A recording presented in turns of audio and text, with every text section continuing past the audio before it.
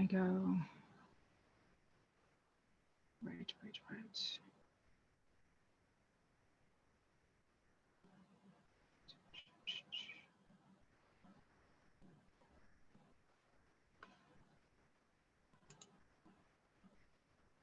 Got it. Okay. Okay. It worked. All right. Yep. Okay. All right. Well, I'm in the group. It worked. I didn't do anything differently than what I did yesterday. It just worked today and it didn't yesterday. So I'm glad. Oh, perfect. And I'm seeing myself. I have my phone next to me so I can see the comments and I could also see how it's posting. So the Zoom link that's right above this video, as soon as we get done with today's workshop, you can click on that link and join me right on Zoom so we can talk one-on-one, not one-on-one, it's going to be streamed into the group. So just know that if you come in, and I already see people in the waiting room. So I'm going to talk for about 45 minutes and then I'm going to let everybody in from the waiting room. Just know, I don't want anybody to be surprised by this. It's still going to be streaming into the group. And I do that because, I hope you're okay with that. I do that because if you have that question, that means a lot of people have that question. If you're experiencing that, that means a lot of people are experiencing the same thing, and it helps so many people. So just know that when I bring you on Zoom later, you're going to be live streamed into the Minding Your Soul group. Okay, I think that's everything. I'm going to try this. Okay, I'm not sure about that. All right, so I finally bought contacts because I feel like this is a barrier between me and you. And I can't stand seeing the reflection of my papers and everything in my eyes, but I can't do it. Like when I can see everything with the contacts on, and this is probably the third time I'm wearing them, because I'm like, oh, this is great. But I can't see close up still, and everyone and everything is still blurry. So if anyone has any suggestions for me, I'm farsighted, near, like I have 10 fingers right now. So if anyone has any suggestions, these are readers, and I have contacts in, and I only then can I see close up. I'm going to stop babbling now. All right, so let's just get started. Welcome to day 2 of the Path to Healing workshop. Yesterday, day 1, we went over why you're sick, why you have the symptoms, and we discovered it's just a virus. And the people who are healing have discovered it's just a virus and discovered how to kill the virus. The homework answers were absolutely amazing. Thank you so much for that participation. I learned a lot. I learned a lot about what to continue teaching people, what really stood out. And I'm glad all this new information that you're getting and your mind is easing, because you're realizing it is just a virus. That's it. Now think about to the day that you were diagnosed, sitting in that neurologist's office, and he's telling you you're going to be in a wheelchair. There's no cure for this. I don't know what to tell you. Here are all of the pamphlets for your medications. Here you go. You pick. I pick. What are you talking about? You went to med school for like 100 years. You tell me. Imagine, now go back and imagine that he or she said, oh, guess what? All right, listen, we did all the tests. I see that you have all of these symptoms. Okay, so you have what's called the Epstein-Barr virus. It's a very smart virus, and this is how you kill it. So I want you to take these instructions home and follow all of this. And with 8, 9, 10 weeks, you're going to feel that difference. You're going to start to heal. And in the weeks after that, all of your symptoms will be gone. Can you imagine what your life would have been like over the past decades, maybe, that you've had it? How different would life be knowing that, oh, it's just a virus? And then you come home and you're like, hey, babe, guess what? I got a freaking virus. Could you believe it? Yeah, so we got to go gluten-free. We can't eat eggs. It's going to suck for a little bit, but we're going to figure it out. That's it. Imagine how different your life would be. All right, so what we're going to do, hold on. There's so many things I've got to list. So what we're going to do at the end, before I let everybody in from the waiting room answer your questions, I printed out, as you can see, the big jar is gone. I printed out all the answers for the homework, and I don't know another way to do this. So I printed them out. I cut them all up. Let me get that one back in. Cut them all up, did this, and before I let everyone in the waiting room, we're going to pull a winner. That winner is going to have a choice of prizes. You can pick a free session with Matt Rowe. Path to Healing's mindset coach, Catherine Rose, Path to Healing's vibrational healer. You can choose 50% off the Path to Healing 4-month program, which, by the way, classes begin February 27th. So enrollment is going to be open now until maybe the first week in March. Once everybody comes in, we shut it down, and then that is our group for the next 4 months. And then we do another workshop when we open it up again. At some point in my life, I will figure out how to overlap groups, but yet still integrate them. I'm not there yet. This whole business thing is new to me. I still say, it's easier to get somebody out of a wheelchair than to run a business. So right now what I do is I do the workshop for a week, teach you everything you need to know. Great, go heal, go do what you got to do. Or if you want to come into the group, then we do it all together. We take 4 months, we chunk it down month by month. We all support each other. And that's where we bring in Matt Rowe for the mindset piece and Catherine Rose for the vibrational healing. We also have Jen Marks. She's the resident gluten-free cooking instructor. And once a month with her. I just froze, but I'm back. Okay, very good. So you have your choice, and I'm going to pick that later, and you can pick we're a $40 Amazon card. This is why I make a list. All right. Last night, I emailed the recording of day 1. This way you can watch it over and over again. You can watch it with your spouse, take notes, and refer to it anytime you want. If you didn't get the email, message me your email address, and I'll send that one to you, and I'll put you on the list for this week to get a recording every night. A disclaimer, couple things, we got to do it. I'm not a doctor. I'm not certified in anything. I am just somebody who healed themselves from MS, and I coach other people on how to heal themselves based on what worked for me and largely based on the medical medium information. Because I did heal myself about 60% of the way before 2015 when Medical Medium released his first book. That took me to 100% of the way. That also answered a lot of questions about why it took me 7 years to heal only 60%. I was grateful. I was walking. I wasn't in a wheelchair. I wasn't even using a cane. I was grateful, but I still had the numbness, the brain fog. I still had the dizziness and the exhaustion that would come in around 3 o'clock in the afternoon. Once I did what he said to do, 100% within that year. So what I've done is, with all of his books, I have grouped all of his information into what I call the Starve, Kill, Detox Protocol. I call it that because that's what it does. It starves the virus, it kills the virus using your very strong now immune system, and it detoxes it out. So in this group, the Minding Your Soul group, we always talk about the Starve, Kill, Detox Protocol. I interview people who have healed so that we're building that library of evidence for your brain, so that it's not just Janine, some chick on Facebook going, oh yeah, you can heal. No, there's a whole library of evidence of people who have healed using this protocol.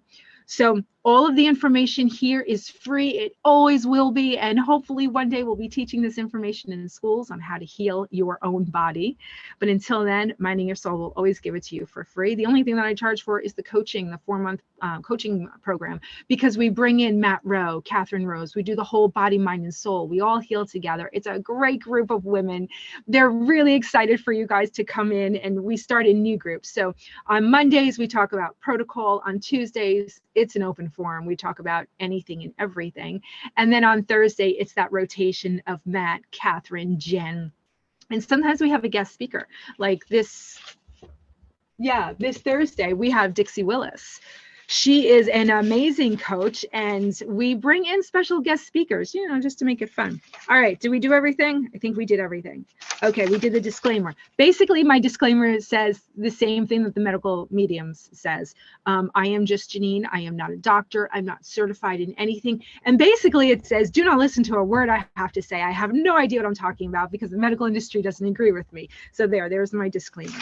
All right, so let's get right into it. Today's day 2. What we learned yesterday is, why are you sick? Today, we're going to learn about what to do about it, what to start with right away. I've set up this morning routine, again, based on the medical medium information, so that you start healing right away. So many people that I talk to during consultations, they say they tried this protocol, they tried that protocol. And, after 2 years, this was actually just last night. She's like, after 2 years, I kept saying, I don't feel anything. I don't feel anything. Oh, well, it takes time. And I said, my God, if I went to the gym for 2 years and didn't see any results, I don't know if I would continue.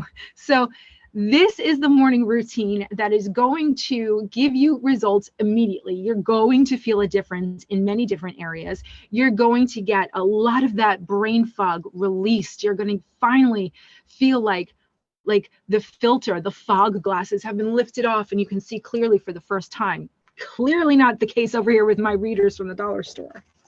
All right, so when I send the email of the recording over tonight, I'm going to attach module 1 of the actual protocol. It's actually module 1, and it's going to give you step by step everything that we discussed today so that you have it in writing. It's handy for you. You can print it out. You can refer to it. All the questions and answers are right there. If you guys have any, I'm going to check the comments before we get started. If we have any questions or comments or stories or whatever, and you don't want to jump on the Zoom later, put them in the comments here and I will read them. Oh, hello, everybody.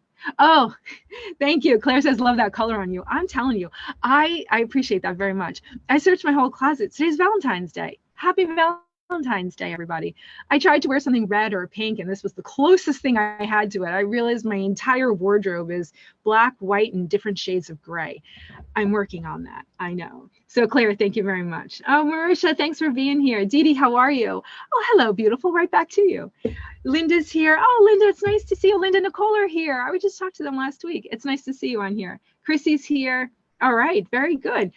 So here is the morning routine to end brain fog and gain energy right away. What you want to do, and I'm going to tell you why you're doing these things as well as what to do. The first thing you're going to do, and this is so simple, it's going to be like, really? And then I'm going to tell you why it works.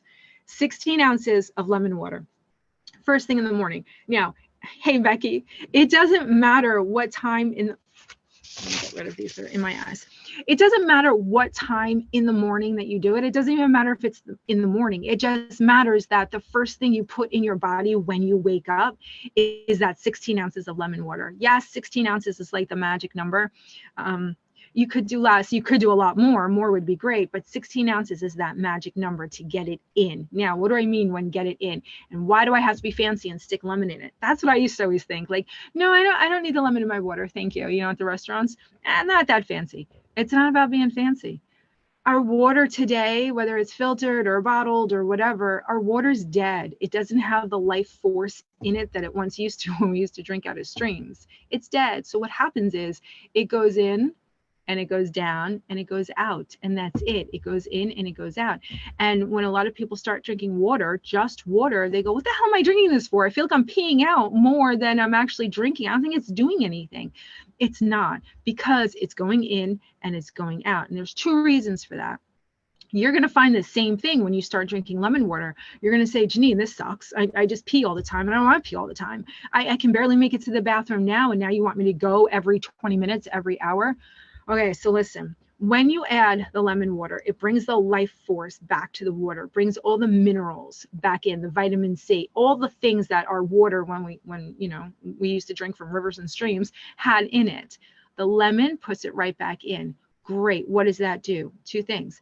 It allows the water to get in through the intestinal walls. So when you drink regular water, it goes in, it goes out, and you're lucky if it gets absorbed even a little bit.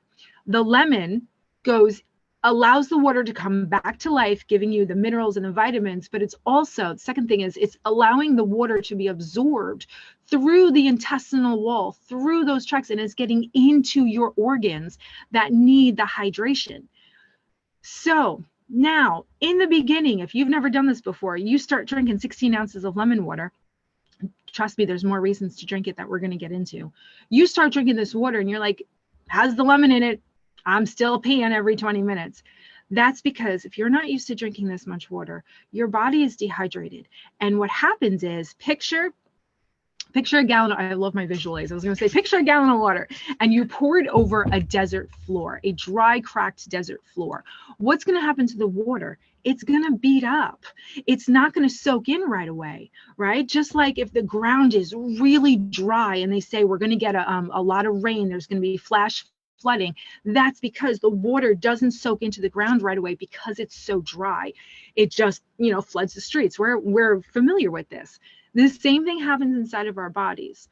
Once you are hydrated, once you get that ground nice and wet, like, in your garden, after it rains, all that wet soil, if you were to take that same gallon of water and pour it in the grounds, what would happen? It would seep right in. The same thing happens with our body. If you're dehydrated, even with the lemon in the water, it's going to go in, it's going to go out eventually. And how long is eventually? I would say a week to 2 weeks sometimes, depending on how dehydrated you are. It could be a couple days. Who knows? We can't unzip you, open you up and be like, oh yeah, it's only going to take 3 or 4 days. So you're going to find out the more you drink the water, the more you're going to absorb it, the less you're going to be going to the bathroom. I know it's a pain in the ass, but these are the things that we have to do because nobody taught us this stuff. So now we're starting from square one, and we have to get our body used to absorbing and utilizing all of that water. So it goes in, it gets into the organs, all of that lemon with the minerals and the vitamin C, it gets into the organs. Not only that, but think about 8th grade biology class, mitochondria. Remember, I don't know about you, but we had to make those little cells in the petri dishes and that little mitochondria. Well, what does that mitochondria do? It's the energy source for all of our cells. Everything in our body, our skin, our eyeballs, our heart, everything is made up of cells. Every cell has a mitochondria. That mitochondria being the energy source. Great. What does that mean? Well, you know what I tell my kids? It's the man running on the treadmill. That's it. If he stops running, that cell dies. Okay, so there's this guy. He's running on the treadmill. He's like, oh my God, I'm freaking exhausted. Would you starve him? Would you not give him water and say, you know what? My entire life is dependent on how fast you run, but I'm not going to give you any food. I'm not going to give you any water, but keep going. I need you to go faster too, because there's more shit that I want to do. I have a whole to-do list. Keep running. No, you'd hydrate him. You'd be like, dude, I got a lot of shit to do today. I need you to be hydrated. I need you to be well-fed.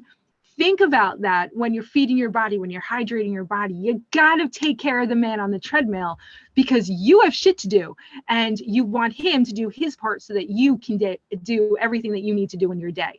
So that lemon water, okay, so now you know how it gets in the body and what gets utilized. However, we're trying to kill a virus here. We're trying to get it out of our body. And when we start killing the virus, we're going to get to celery juice next because that's next on the list. Before we start drinking the celery juice, we actually have to get the detox process in our bodies started because we don't want to overwhelm our body with the dead virus.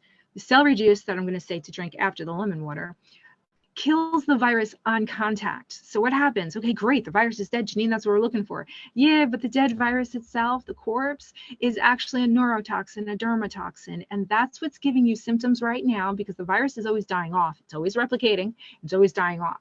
That's what's giving you a certain set of symptoms right now. If you have any skin issues, if you have brain fog, the neurotoxin affects the neurons, the nerves, and the dermatoxin, derm, skin, affects the skin.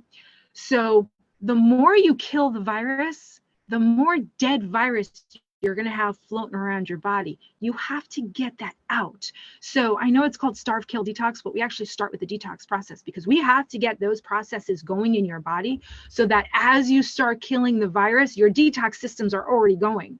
They're like, okay, bring it on. We got this. So if you're not drinking the lemon water and you're not flushing out your liver, and I'll tell you about your liver in a second, your body's going to get overwhelmed with that die-off and you're going to get worse. Now, a lot of people get worse anyway before they get better because it's hard not to when you're killing the virus that quickly.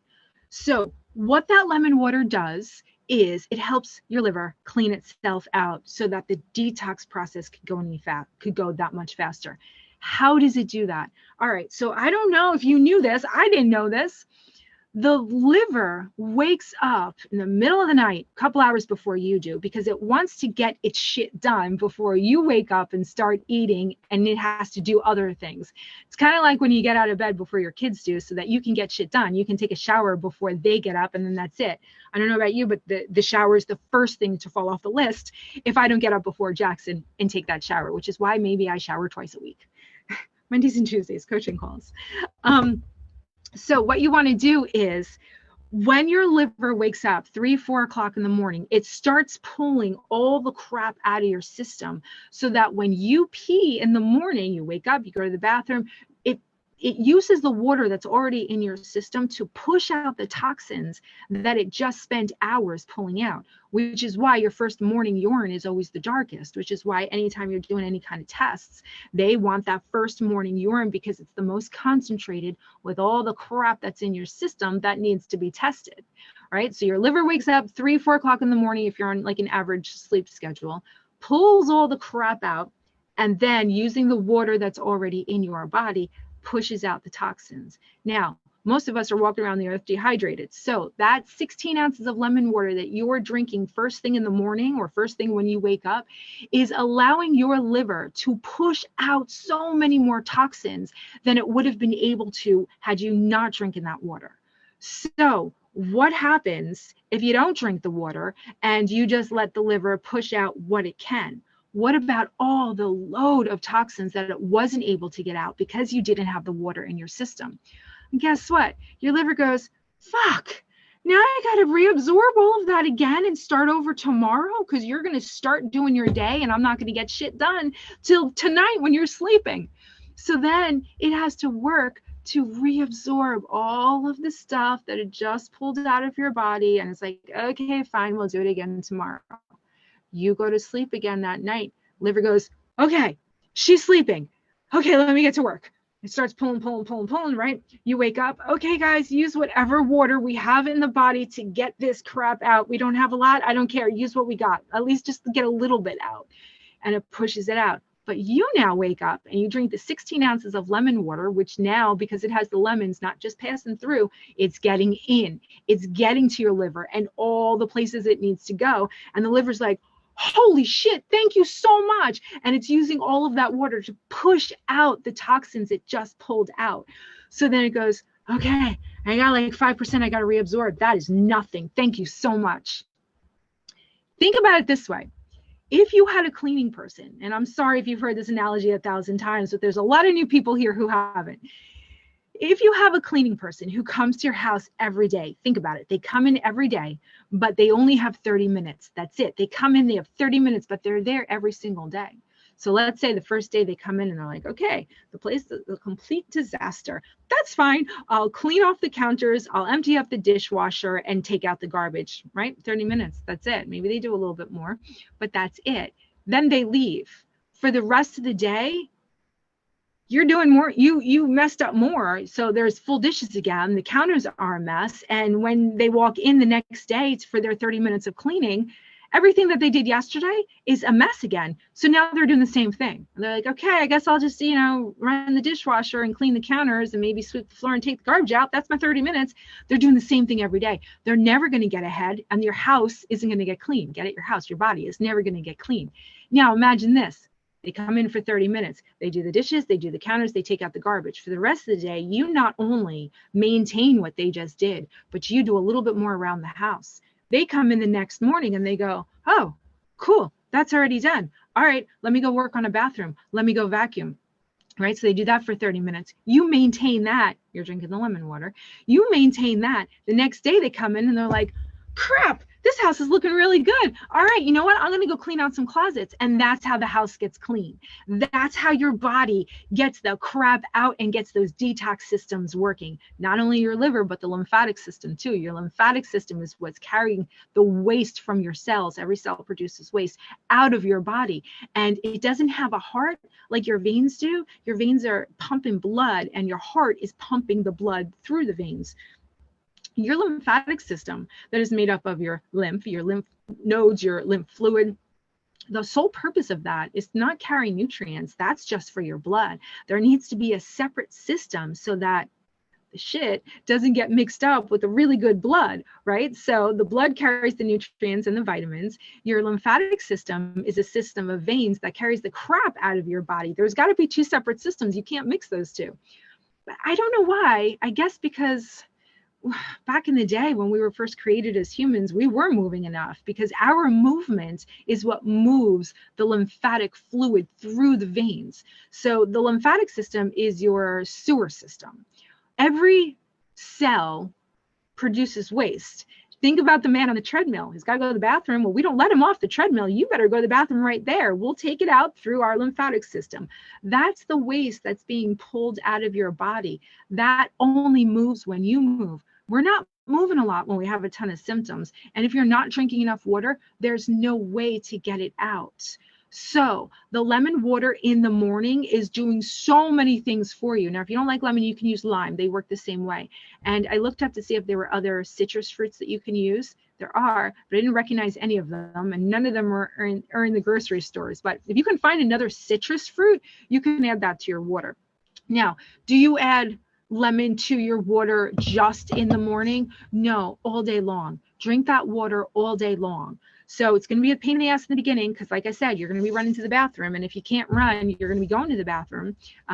And if you can't make it to the bathroom in time, there is no shame in wearing those diapers. I just had a consultation and I said, listen, I get it. You don't want to wear the diapers, but it is very temporary. And honestly, I'm going to be very open with people right now, even though we're in a group of like 1.8 thousand people in Minding Your Soul. I'm going to be very vulnerable and very open right now. I just gave birth 11 months ago. Yeah, still, I say just. And you know how, you bleed for a month. And so everyone wears the diapers because it's just easier. Well, guess what? I wore them for a little bit longer than I needed to because it was nice having clean underwear all the time. You just reach in, you pull them on, you rip them off. And I wore them with my maternity leggings. My maternity leggings were tight. The diapers don't show through. The way they make them today, I think I used Always Discreet. I'm always sending the link to people because I love them. They're pink with a little purple flower. They're great. And there's no shame in wearing them. And no one needs to know that you're wearing them. So if you need that, you do you. You got to do what you need to do. So I just want to say that because I've come across that topic with a lot of people recently. And I feel like, you know what? Nobody's there for you. If you got to do what you got to do to heal. And this is what's going to heal you. We're killing a virus and we got to get it out of your system. And the only way to get it out of your system is with the liquid. It's with the lemon water. So the morning routine starts off with 16 ounces of lemon water. And we're going to get into the celery juice next. I just don't want to miss any questions. Okay, everyone's still saying hello. Hello, Sarah from the UK. Thanks for watching. Oh, I love that. Oh, Grace has a question. She says, I love the emoji. You're raising your hands. If I accidentally glutenize myself, does that completely reset the 8 to 10 week window for feeling the benefit? I'm so glad. The beneficial shift. Or is it just a setback? I'm so glad you asked that question because see this calendar? Let me move my calendar, my camera so you can see the whole thing because it goes all the way up. You can also see the stains on my ceiling tiles. We mark everybody in the Path to Healing program and the private clients on the calendar. You can see, there's one. Oh, well, we're not going to say names. That would be rude. So what we do is we mark them down the last time they ate gluten. Yes, unfortunately, the answer to your question is yes, it does set you back and it is going to affect that 8, 9, 10 week window, that shift that you're going to feel. Which is why you will also see on this calendar a lot of names circled. That's the last time they ate gluten with an X through it because we had to move it down to a further date because they accidentally glutenized themselves. That's just part of the process. That is going to happen. It happens for everybody. I don't think that it's possible for you to wake up one day and say, I'm going to be gluten-free and then never eat gluten again. Gluten is in so many things. It goes by so many different names. So yes, you have to set back. So that's what we do. Mark it on your calendar, circle it and go, okay, 8, 9, 10 weeks from that date. Don't beat yourself up over it. It happens to everybody. If I could show you, but I can't because, confidentiality, I don't want to show you the names, but they're always circled with an X through it. And then their name is further down and then further down. It happens. So just get up, move on, make sure you educate yourself on what has gluten in it and what the different names of gluten is.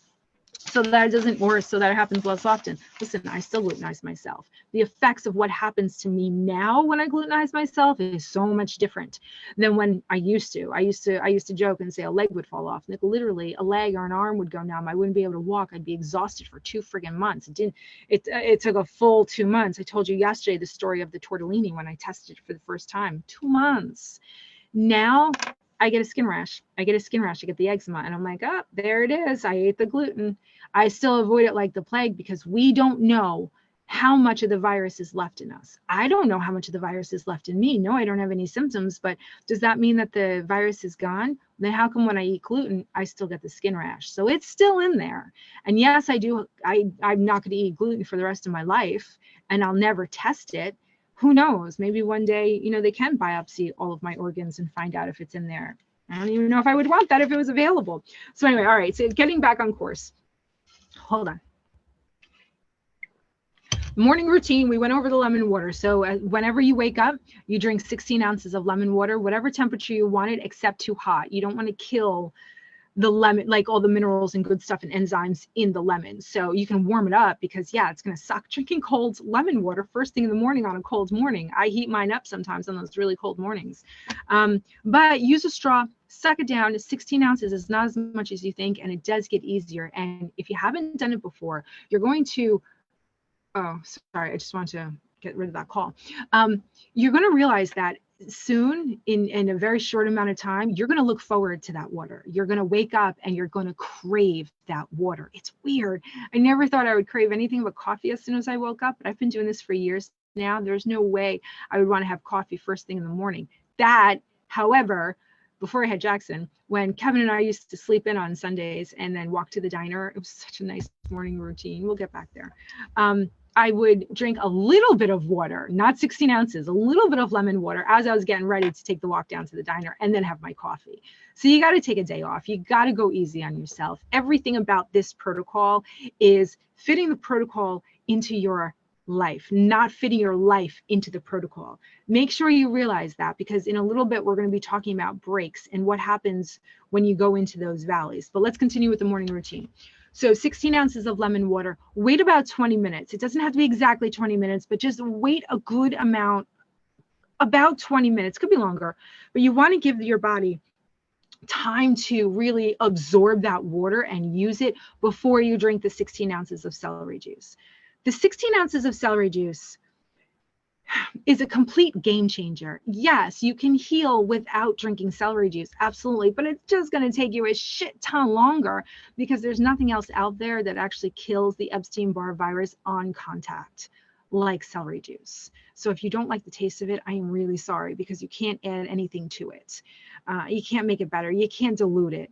If you dilute it, you're diluting the properties, the virus killing properties of it. So if you read the medical medium, he's like, don't put anything in it, not even ice, not even ice. So the only thing that you can do to make it taste better is make sure you're not juicing the leaves or the base, and you're just doing like the ribs of it.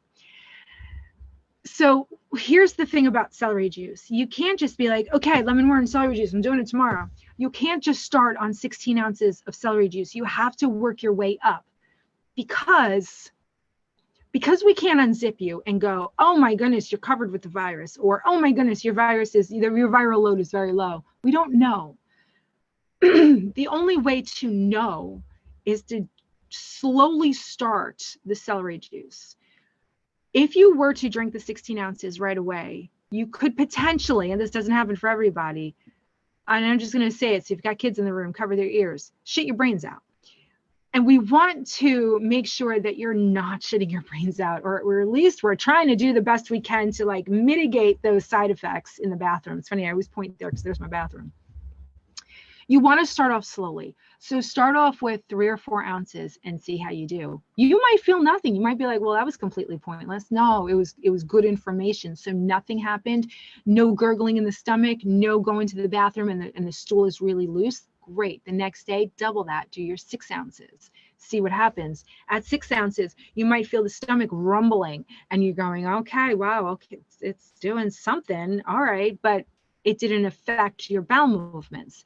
The next day, you do maybe 10 ounces, right? And you're like, oh, yeah, feel that. Go to the bathroom. And you go there and it's real loose.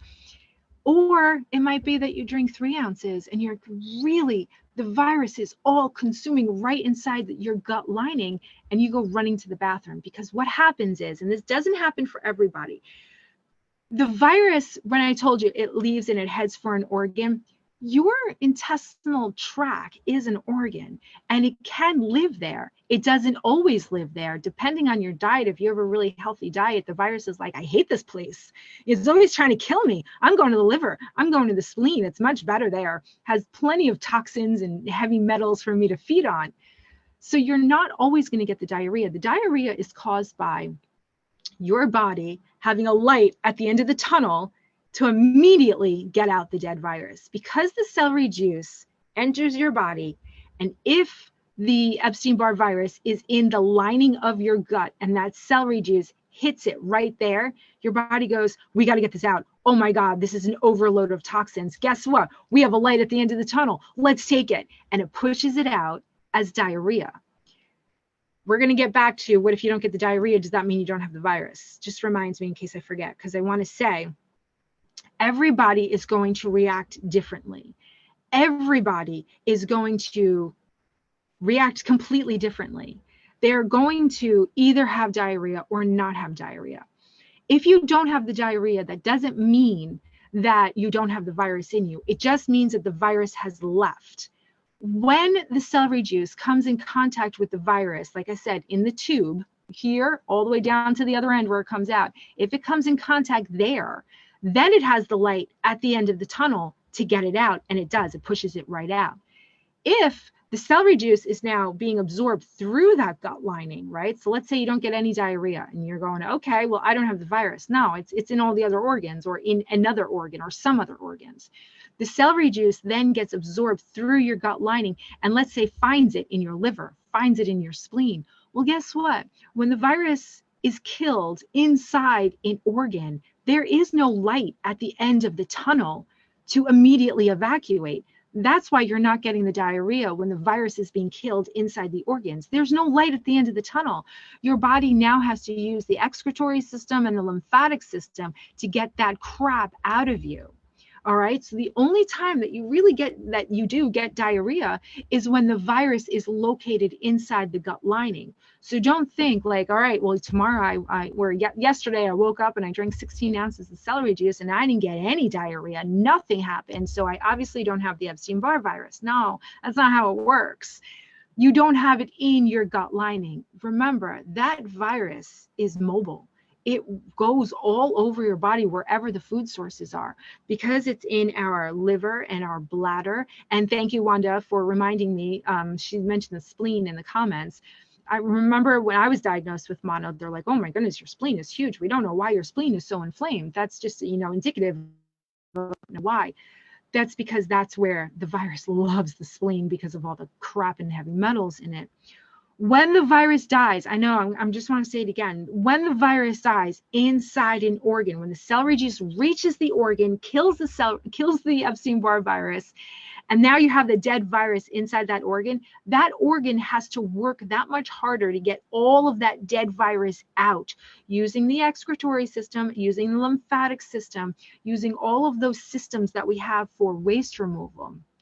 That requires a lot of water, right? That's why we drank the 16 ounces of water and why we drink the water all day long to remove all of that. So if you don't get the diarrhea, it does not mean that you don't have the Epstein-Barr virus. It just means that you don't have it in your gut lining. And usually I can tell when people are going to experience the diarrhea or not just by simply asking them diet questions. If you're living on a diet of processed food and a lot of sugar, then yeah, the virus is going to love that environment. But if you're mostly fruits and vegetables and healthy food, not a lot of processed crap, then the virus is going to hate that environment and it's going to go seek another home and it's not going to stay there. So keep that in mind. Now, I want to go through some of the commonly asked questions that are also in the guide that I'm going to email tonight with the recording of this. They're from the medical medium. They're most commonly asked. And I find that in my practice with my clients, these are questions that everybody has. Okay, I did leave it open. Okay, so what's the ideal amount of celery juice to receive the healing benefits?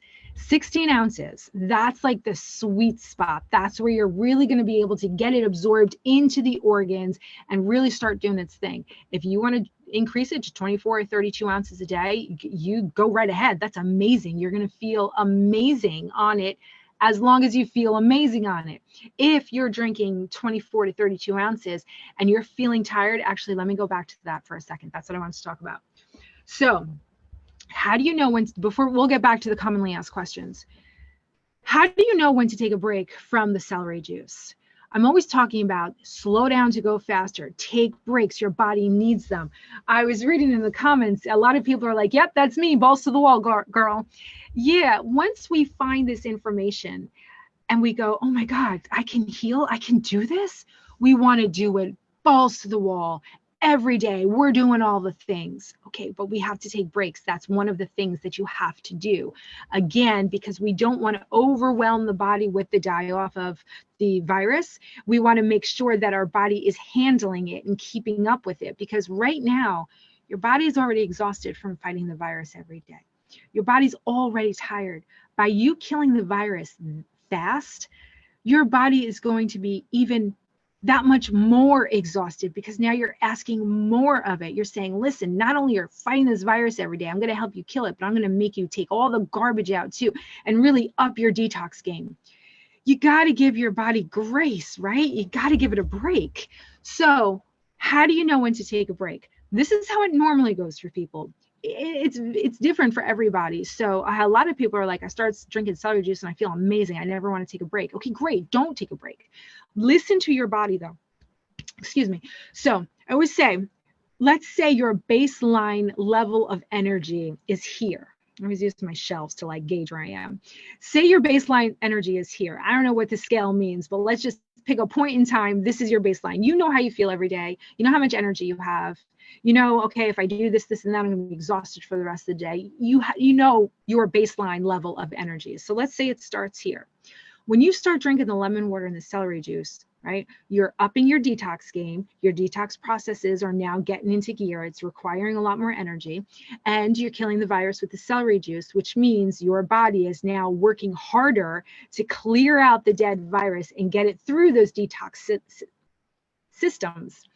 So yes, you're doing your body a favor by bringing down the viral load so your immune system has less to fight. However, while you're doing that, you're asking it to do more by detoxing the dead virus out. So we kind of like got to walk the fence and make sure we don't ask the body too much, and we pay attention to our energy levels. So here it is. Here's your baseline energy level, and you start drinking the celery juice. Day 1, day 2, your energy level is going down. The brain fog is getting a little bit better, right? But your energy level is going down. You're like, all right, I'm feeling this. I don't want to feel this anymore. Day 3, and you're like, I'm fucking exhausted. You take a break. As soon as you're like, all right, I feel this, it is really, it's taking its toll on me. A lot of people feel like if they don't have this information, they go, oh no, I'm getting worse. I used to be able to do the dishes and vacuum and do this and that and have energy, and now I don't have any energy. I must be getting worse. No, when you start this protocol, you are going to feel like you're getting worse because of the increased detoxing that we're asking your body to do. So you're day 1, day 2, let's say day 3, you're like, okay, I don't want to feel tired anymore. Take a break from the celery juice, keep the lemon water, take a break from the celery juice, and watch your energy level come back up. But it doesn't come back up to its baseline, it goes a little bit higher. So now this is your new baseline for energy. And you're like, whew, all right, this feels really good. Took a couple days, but it feels really good. Let me start that celery juice again. So now you're like, all right, here we go. Day 2, day 3, day 4, day 5, you're like, okay, you know what? I'm done. I've got to take a break. I don't want to feel any more tired than I'm feeling right now. Great. You take a break and your energy level starts going up within the coming days, right? Now your baseline just peaked a little bit. It's up here and you're like, oh, okay, I'm ready to start again. And that's how it goes. Down, up, down, up. What we want to do is make sure you don't go down too far. Because if you go down too far, it's going to take you that much longer to come up, right? And then you're going to run out of steam and you're going to be like, God, this sucks. Every time I got to bring myself back up again. So what we're trying to do is keep the energy that you have. You're going to go down a little bit. You're going to take a break, and then you're going to go back up in that energy. And that all comes in playing that game of how much celery juice do I drink? When do I take breaks? And when do I start again?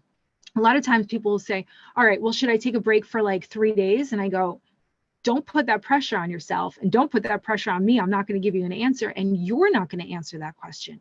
You're only going to answer that question when you feel like drinking celery juice again. That's the answer to your question. So if you say, I'm going to start again in 3 days, no, don't, because it might take 4 or 5 days for you to feel that energy again and go, you know what, I actually want to drink celery juice again. Let me start again. Give your body the ability to heal. We're so used to in this world, we want to heal something, we take something, and then we get the result right away. That's not how the body works. The body doesn't do anything right away. It needs time. It needs love and grace. Like, we need to give our bodies everything that we never gave it before.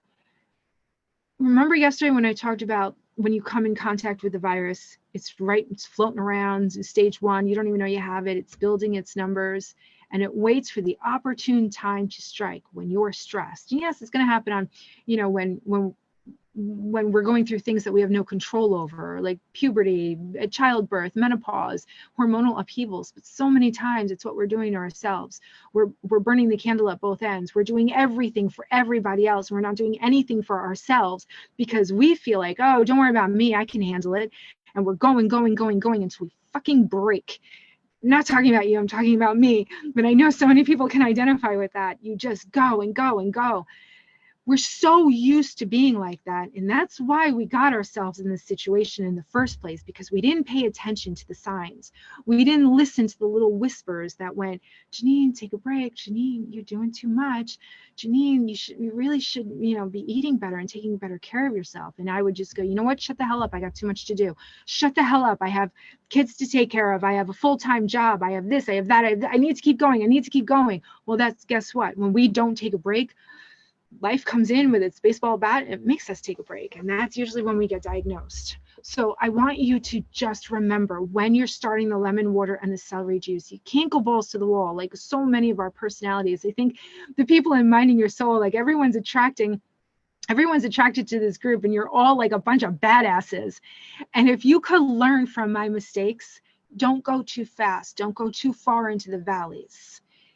Take that break. Even if you start with celery juice 2, maybe 3 times a week, that's it, and see how you do.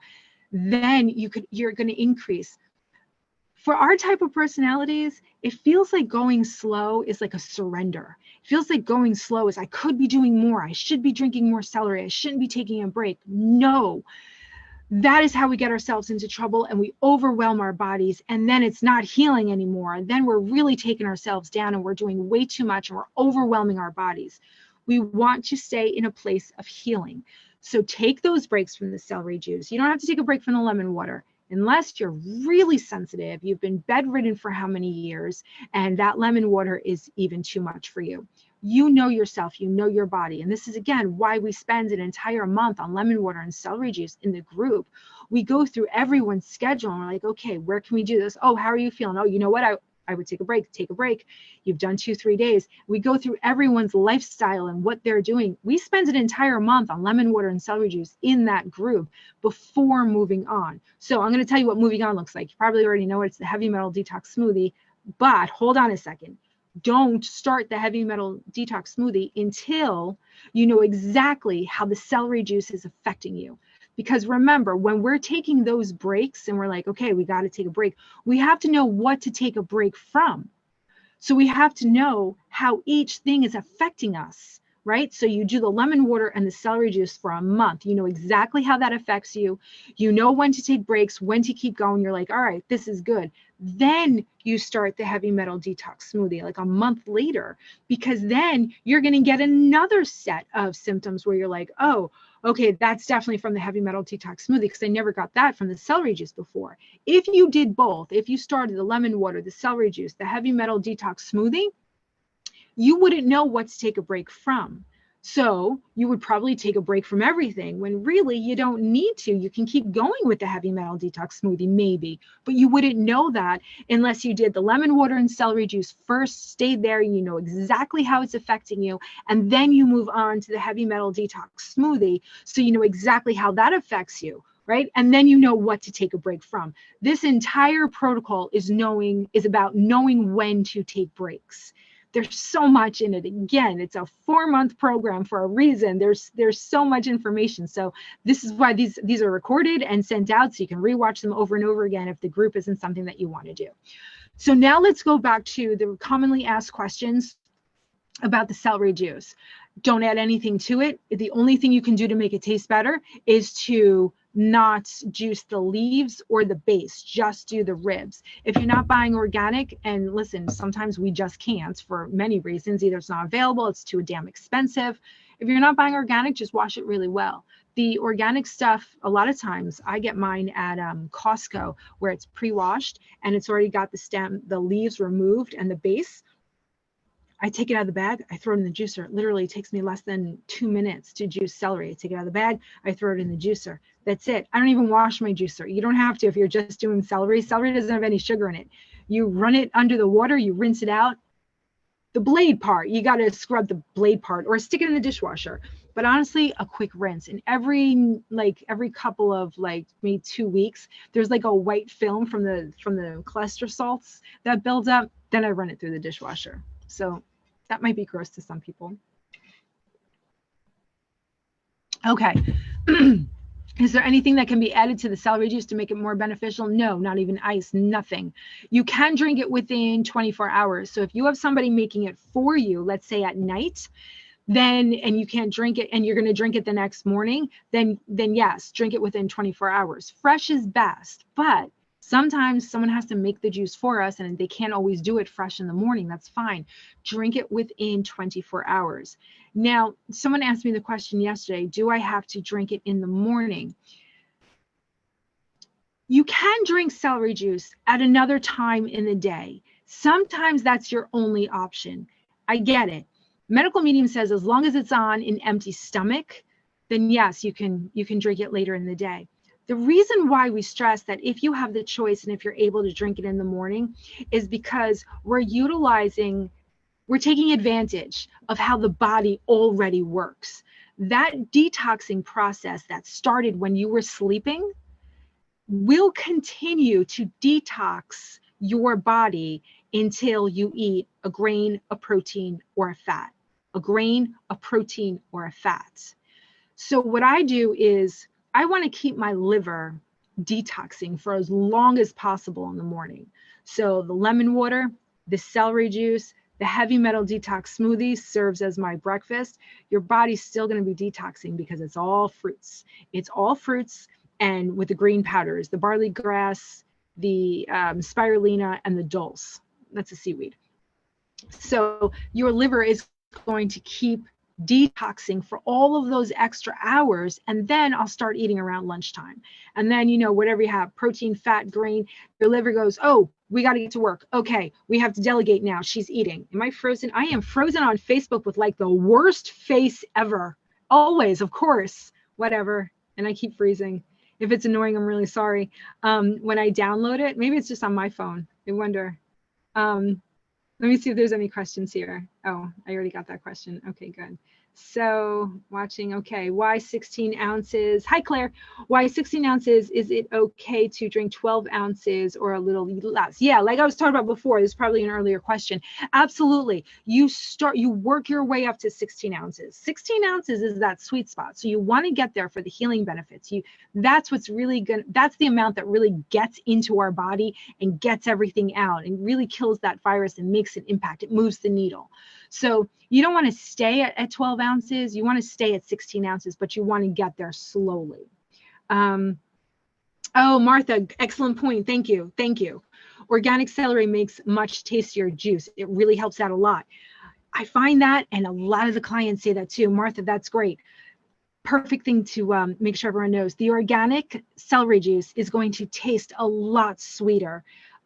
Do your own comparison. Organic, of course, is always better. Organic means that it's grown without pesticides. It's grown without chemicals. So a lot of times people will say, well, I wash my fruits and vegetables, and that's great. Do that because you're getting a lot off. But even if you're washing it, think about when they're spraying the crops, they're spraying the plants. It's not just getting on the fruits, it's getting on the ground, and it's seeping into the ground, and then now it's getting into the root system, and then it's getting into the plant. So not only the pesticides are on there, yes, you have to wash them off, but it's also a part of the plant. It's in there. So that's why we drink and we eat organic as much as possible. It just means that it's grown without pesticides. Martha, thank you very much for that. Claire asked, does celery give everyone wind or is it just me? No, absolutely. I keep tooting and my husband says, the celery is talking. Oh my God, he's so cute. That's awesome. but it can be embarrassing. Yeah, it can be. Oh God. I was just telling the group this story the other day. My husband would kill me if he knew I was telling it, but we were on the way to the airport. He was driving. I was dropping him off and taking the car back. So he drank celery juice, and it was an hour and a half drive to the airport. He drank the celery juice on the way to the airport and then ate a protein bar. And I guess that was just way too much for his body. And he didn't make it. There was an airport. There was a line to get into the airport. There's traffic. It was on the first flight in the morning. So that, that line pulling up to the terminal, we were in that line and he's sweating. He has to go to the bathroom. He's screaming at me. He's like, Jane, I'm going to shit my pants. I'm like, well, what can you do? Unless you open the door and go on the side of the road. So yeah, it happened in the car. And I was trying not to laugh and I didn't until he got in the car. And then I finally, isn't that terrible? I know it's awful. It's awful. All right, let's keep going. So Martha says, I was no diarrhea too, but my urine soon started stinking to high heaven and it lasted 4 months. That virus and those heavy metals were making one final stink for my body on their way out. Stopped for about 3 months and then I started up again when I started the supplements and tinctures. Just stick with the protocol. God, I love you, Martha. Martha's part of the Path to Healing program and she's got all of these gems and we just absolutely love her. I can't wait for you guys to meet her. She's staying in the group. There's an ongoing support program. She's staying in the group and we have our resident, Southern Belles, and then we have the one who drops the F-bombs all the time. She's from North Jersey. I'm from Jersey too, so I get it. Yeah, I try not to drop too many here. But anyway, we have a really great group and we're very excited to have another group start in because we work together. So the new group integrates with the existing group. The existing group helps them with the stories and little gems that really help them in the beginning. And we just become, every group joins the next group and the next group, and we just become one big happy group. It's really awesome. So Martha's one of those women. She's always got the gems. So okay, so back to the frequently asked questions. Oh, wait, Claire. So she was saying about the tooting. Yes. So as the celery juice kills viruses on contact, it doesn't just kill the Epstein-Barr virus. It kills all viruses on contact, and it gets rid of all of that bad bacteria in our gut lining. So yes, it's always going to be creating some sort of gas depending on what you have in your intestinal tract. I can drink it these days, and you wouldn't even know that I drank it. Like everything is normal. The bowel movements are normal. Everything's fine. However, if I come in contact with something, I'll know it because then I'll have a loose bowel movement after my celery juice and I'll go, oh, okay, well, I'm glad you got that out. That was hideous. And so that's how you know that you came in contact with a virus. What I did was, this was very interesting. My husband has gotten COVID twice now since the pandemic. And I didn't get it. My daughter didn't get it. Nobody else got it in the house. And honestly, this might be TMI, but he and I were intimate the night before. He had his positive test the next morning. And I was like, well, there's no way I'm not getting it. There's no way. So I started on celery juice twice a day. I started him on the celery juice too, twice a day. My daughter, she could barely drink it. So I'd say maybe, a little bit each day. I didn't get it. I didn't get COVID. And like I said, we were really freaking intimate the night before he got his positive test and I didn't get it. So celery juice kills everything on contact and it's amazing. It's not just the Epstein-Barr virus that it kills all viruses. It kills everything on contact, the reason for the diarrhea. So if you're not getting the diarrhea, you're just getting a little gas, great. It's just found something. Killed it. And that's why you're tooting. It's a good sign. The more you drink it, the less that's going to happen. Unless you come in contact with something, then oh, celery juice just got it before it was able to get in and cause symptoms. Okay, so back to the frequently asked questions, make sure I covered everything. Here's one. Can I just eat celery juice? Can I just eat celery instead of juicing it? I have clients right now. She's in the group. She's going to laugh if she's watching this. Her husband ate an entire stalk of celery every single day because he heard celery kills viruses. So he ate it. That's a ton of fiber right there. If the celery juice doesn't mess you up, that fiber is going to.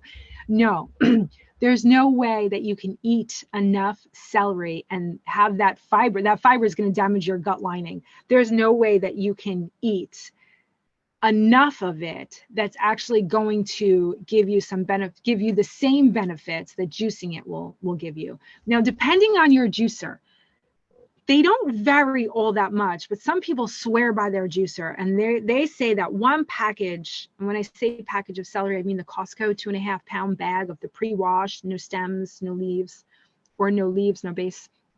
They swear that one package gives them 16 ounces, or I'm sorry, half a package gives them 16 ounces. For my juicer, an entire package, I only get 16, maybe 20 ounces. So they're saying that they get 2 16-ounce cups of celery juice from one bag. It all depends on your juicer. So you're never able to eat the celery. Plus, it's going to mess up because remember we said you can't dilute the celery. You need that juice. You need those cluster salts, the medical medium calls them, in order to target the virus. You can't have all that fiber in there messing everything up. You have to juice it. So you can't just eat the celery. Plus, that's a lot of celery. Is it normal to experience a bowel change after drinking celery? We just talked about that. Will I experience an increase in symptoms after drinking the celery juice? I want to say yes. It is different for everybody, but that die-off, the dead virus, the neurotoxin is a neurotoxin and a dermatoxin that is going to cause symptoms if you're not getting it out. And it's almost impossible to get it all out in the beginning because we have to watch to see how we feel in order to know what the right amount of celery juice is to drink. It's all trial and error. All of our answers are found in hindsight. It's all about analyzing the data, and we have to first collect the data by doing it. So that's why in the group, again, we spend an entire month on this because you have to know when to take breaks. So if you're doing this on your own, understand that all of the answers are in hindsight. So as easy as it sounds to drink lemon water and celery juice, it is that celery juice that you have to go back and forth, take breaks, start again, take breaks, increase the number of ounces until you understand how it affects your body and that you keep at it, but you keep taking breaks. So maybe you do 3 days a week and off 4 days a week. And you're staying consistent with that until you're washing enough out of your body to where your viral load comes down and your immune system starts to go, oh, thank you so much. I've been fighting thousands of viral load for so long, and now I finally have a break. I can finally do other things. That's that shift that you feel at week 8, 9, or 10 once you start doing all of the things. So today we talked about the first thing that you do, the morning routine, the lemon water and the celery juice. Do that for about a month. This is what we do in the group. Do that for about a month, the Path to Healing group, the private coaching group. Do that for about a month. Know exactly how that makes you feel energy-wise, and then start or add in the heavy metal detox smoothie after that, so that you're going to get a whole host of other symptoms from that, or maybe you won't get any symptoms from that, but you won't know if you do these two things at the same time. So eventually you're going to get to the lemon water, the celery juice, and the heavy metal detox smoothie. You're going to know when to take breaks, when not to take breaks. But again, starting this, you have to really pay attention to what you're doing, how you're doing it, how you feel, when to take breaks. It's a lot. It's a lot, which is why inside the group, everyone's, talking about their experience, what happened to them, and other people are going, oh, God, that happened to me. I didn't know that was normal. That's perfect. Yeah, no, it happened to me. It only lasted a couple of days. Don't worry about it. And you get the experience of everybody together. So it's very helpful. Did we handle all of the questions? I want to get people in from the waiting room. Yeah, can a celery powder instead of celery juice? No, doesn't do the same thing. Nothing replaces celery juice. Celery root instead of celery? No, not the same thing. All right, and that's it. So there's one more, but I'm not going to read it now. How long does it take to feel the benefits of drinking celery juice? I already went over that. It's different for everybody. Okay, so so we got to do the winner. So let's do the winner. Any questions before we get started? Hi there. I don't know if you can see my last question. Thank you for because it's like this big. It's on my phone. But is the lemon squeezed or just diced into the water? Oh, just squeeze it. Nothing fancy. Half a lemon. You want to use your hand and squeeze it. That's what I did for years until somebody bought me a fancy lemon squeezer where you put the half a lemon in, you put the thing over and you squeeze it down. Really nice. Get a lot of juice out of that. It's just the juice of the lemon. Sorry, I missed that. You don't have to dice anything. You don't have to, you run anything through a juicer. You just fill your water cup up. I have one water cup that I use every morning. It's red. It's Tupperware. I take you a half a lemon.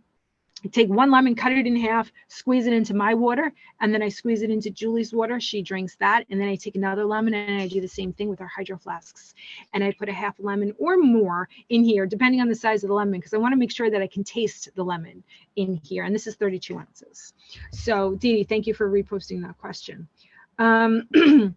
Linda says 4 stalks from Costco gave me 8 ounces today. Okay, so are you talking about ribs, Linda, or are you talking about stalks? The stalk is the whole plant. The rib is just that one.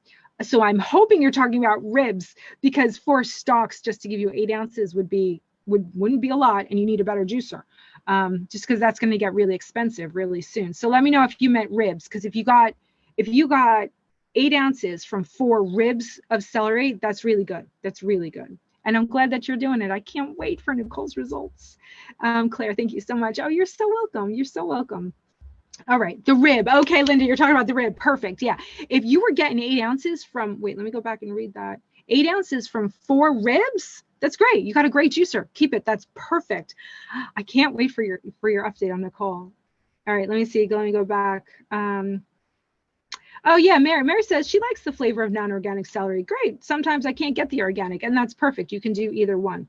Doing the non-organic is absolutely fine. Wash it a little bit more. But if you're going to do nothing, do something. Do the non-organic if that's all you can get. Absolutely.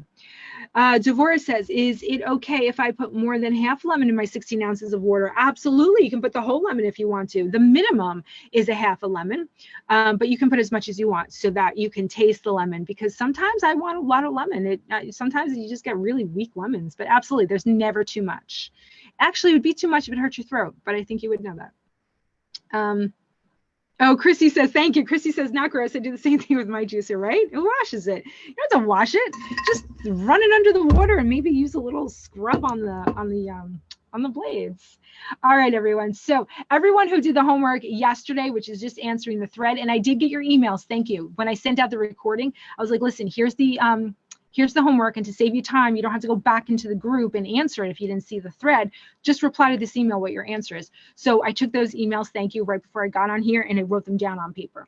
So everyone who answered the question got cut out and put in here, and I'm going to pull a name, and then I'm going to message you and say, okay, what would you like as your prize? You have that list. We're going to do the same thing today. So today's homework question was already posted. Did I do that?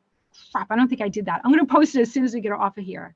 I downloaded the whatever. I'm going to post it. Today's question is, how much water do you normally drink in a day? I just want to raise your awareness to how your liver is doing. So now that you know what the water does inside your body, if we're not aware of how much water we're drinking, let's just put it this way, once we increase our awareness, once you answer that question, you're like, shit, I only drink like maybe 2 cups a day. Maybe I should increase it.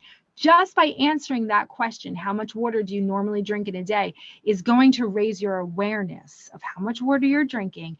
And then the information that I just gave you before about what water does with your liver and how it helps it is automatically going to make your brain want to drink more water tomorrow, rather than me just getting on here in the beginning saying, you got to drink more of it. Make sure you drink more of it. You're going to wake up tomorrow morning and you're going to be like, I don't fucking feel like it. But tomorrow morning, you're going to wake up and you're going to be like, oh, now that I know what that water does, now I want to drink more water. It's all about hacks, making yourself do things, making your brain want to do things rather than forcing yourself to do them. That's what I teach in the Path to Healing group, because that's how I am. I want shit easy.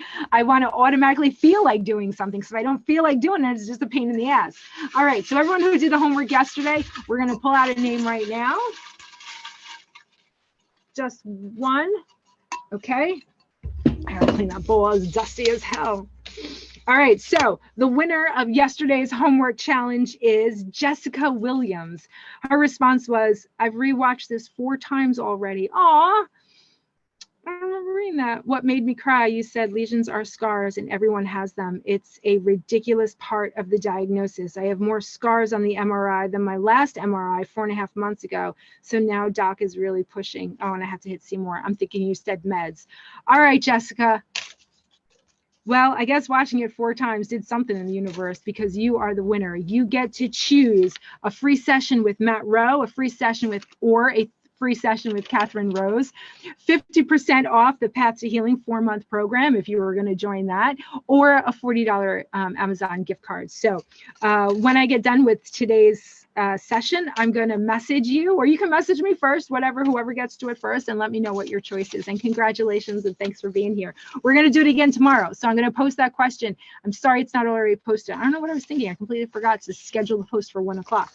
So start thinking about it. How much water do you normally drink? And what I'm going to do is I'm going to hang out a little bit. We have 2 people in the waiting room. I'm going to hang out a little bit here, probably for the next half an hour. And if you want to click on the link that is right above this video, that's going to take you right into this Zoom room. And I'm wondering, I don't think I could stop the feed. Oh, I think I can. It says stop live stream. You know what, though? I'm going to stick to what I said in the beginning. Your questions are going to benefit. The answers are going to benefit everybody in the group. So I'm going to leave it streaming into Facebook so that everybody can see the questions and the answers. I hope that's okay. Yeah, I think that's all right. We'll see. We'll see how it goes. We'll see how it goes today. And then maybe tomorrow we'll do a private one. Tomorrow we have Matt Rowe. We'll see how it goes. You let me know. Give me a little bit of feedback on that if you want like a private Zoom session for people to come on, because maybe you have more personal questions. I don't know. All right, so let's start letting people in and let's see what the questions are. And okay, Sarah and May are joining. Oh, May, I haven't seen you in a while. May, that's awesome. May was a client a long time ago. All right, so everyone, make sure when you're coming in, you're going to connect to the audio, and then make sure you're unmuted, because a lot of times, oh, good. Sarah, you are unmuted. Perfect. Let me get you on gallery view here. Put my volume up, put your volume up. Sarah, are you there? Hello, yes. Hello. Okay, I can barely see you, which is totally fine. You're very foggy. Now you're centered. Guess what? My kids did this for me. So you know your camera right now that's looking at you, it's got that little button right there, or that little light in front of you. Yes. Can you see it? Yes. Wipe it off with either your thumb or a cloth. It happens to me all the time. Still blurry. Okay, don't even worry about it, because you're like an apparition. You're like a ghost. It's lovely. So it's nice to meet you. Thank you. Nice to meet you too. Thank you for everything that you do. Oh, you're very welcome. Thanks for being here. Okay, so I've followed Medical Medium ever since he brought his first book out, and I did the celery juice, the lemon water, and then I got paranoid because when I went to the dentist, I'd have 18 fillings. I had a lot of fillings too. Did you? And I thought, is this the lemon water? And I'm vegan, so I do eat a lot of fruit, and I thought, is it the fruit? And it freaked me out, so I stopped doing it. But I am now doing it. I don't blame you. I would have done the same thing. Like, what are we doing that's causing this? And we read a lot about acidity eating away the enamel on our teeth, right? And then we're being told to drink 16 ounces of lemon water every day. So what is that doing to the acidity on our teeth? I know, I felt the same way, and I did a lot of reading about this. It's not the acidity of the lemons that is causing that. It is the sugar in the foods. It is the DNA that we were born with, that we have weak enamel. Using a straw, to me, I still didn't take that as the lemon is fine. I'm like, there's no way that's fine. If you're prone to losing the enamel and getting cavities and it affecting your teeth, just drink it with a straw. It goes right down. It bypasses your teeth, and you could either rinse your mouth out with water when you're done drinking it or brush your teeth. But the medical medium does say it is not the acidity of the lemon that does that to the teeth. He said their teeth health is a completely other issue. It has to do with what's going on inside your gut that's coming up and affecting your mouth bacteria, because you have your own microbiome in your mouth. So I hear you, but I still use a straw. I still use a straw for my lemon water. Yeah, I'm using a straw now. Yeah. So how are you feeling? Actually, emotionally and spiritually, I feel the best I've ever felt. But physically, I'm not where I'd like to be. I still have to use a walker to walk, and I live alone, and it's a bit hard sometimes. But I've always believed that the body can heal itself, and I've never taken any medication. So Okay, that's perfect. Now, have you started the protocol besides like lemon water, celery juice? Like, have you ever done all the things all the time? So at the same time, within the same period, because some people say, I've been gluten-free, I've done the celery, but they've done the celery and then went gluten-free and like didn't do all the things in the same period of time. How are you doing with that? well, initially I got diagnosed with a thyroid problem, and that was about just before I got the diagnosis of the MS, about a year before. So I stopped the gluten then. So I haven't had gluten for a long, long time. I haven't had dairy and I haven't had eggs. So I went straight in actually with the protocol. After hearing you, I thought, I'm going to do this again. It's ridiculous because I don't feel as good as I did when I was doing it. So I thought I can easily get some new teeth, but I can't get new legs. So I'm going to go for it. I love So that. I love that. Okay, so when did you start the gluten-free, dairy-free, and egg-free? Right away, I grabbed my marker because I want to add you to the calendar. When did you start? well, the gluten-free, dairy-free, egg-free, I've done it for a long, long time because I'm vegan and the gluten. So for about 6 years. Okay, I don't have 6 years worth on my wall right here. No, that's awesome. Um, But completely gluten-free, right? Like, you probably know all the ways it hides. well, Completely gluten-free. after hearing what you said yesterday, actually, I think I'm going to double check just to make sure because I know I wasn't aware that it hides in all those things. Perfect. So I'm going Perfect. to Yeah. check all the ingredients now. A lot of people, when some people say, yes, I'm completely gluten-free, except on Sundays I have a cheat day. And I'm like, oh no, we got to do it like consistently. So yes, check everything just to make sure. So let's say you have those pieces in place, the gluten-free, the dairy-free, and the egg-free. What about the heavy metals? Have you been removing them with the heavy metal smoothie? Because that's a very powerful food source for the virus. Yeah, I've just started since I discovered you. I've been Okay. doing it probably for about 2 weeks now. Everything, because you said, you have to do all the bits all of the time, and that really struck a chord with me. And I thought, yeah, I haven't actually done 16 ounces of celery juice. I used to do about 8 ounces, but I've revved it up now, and I did go straight in, and unfortunately, I haven't had any bad effects. I did have 2 days off for the weekend, and now I'm back on I it was again going to say, today. I know you didn't have any bad effects because you said you've been gluten-free, dairy-free, egg-free, and vegan. And so there was no virus in your gut lining because the virus hates your gut lining. It's all healthy. It's nothing you feed on. So that's perfect. So you can get up to 16 ounces, no problem, right? Yeah, Okay. I love it. I Lemon look water. forward to it. I really look forward to Yeah, it. I love it. Yeah. that's where the sweet spot really is, where the healing really starts at that 16 ounces. And now adding the heavy metal detox smoothie, have you experienced any side effects from that? No, because I did do it before, but I didn't do all the bits. I did spirulina, but not the barley grass, or I did the barley grass, but not the spirulina. But I've never done the whole lot before. But I'm doing it now, and no, it's absolutely fun. Did have a bit of an upset stomach at first, I think, or a bit run into the loo, but the toilet. But I've definitely got more energy as well. Oh, that's so good. Because now you're removing another food source. So the virus is like, fine, I can't live on the gluten, dairy, and eggs anymore. She's not eating them. But guess what? There's a whole host of heavy metals in her body just because everyone has them by living on this planet. So it had plenty to eat. Now, if you read the medical medium, and I forgot to mention this, so I hope you don't mind, I'm going to use this to tell everyone else too. The virus also feeds on hormones, the stress hormones, and there's nothing that we can do about that. Because we can't remove all of our stress. We can learn how to deal with it better, but still we're going to have the stress. A really good test for me was when I went through the IVF drugs and they spiked my estrogen to, like, they were trying to, however estrogen is measured, they were trying to get it to 300. When they tested me, they got it to 1,000. And that was the first round. The second round, they doubled everything. So here I am thinking, okay, the virus doesn't have anything to feed on heavy metals wise or gluten, dairy, and eggs, but here I am giving it so many hormones to feed off of. And I was fine. Nothing happened. So I don't think our hormones feed the virus as much as the heavy metals, the gluten, the dairy, and the eggs.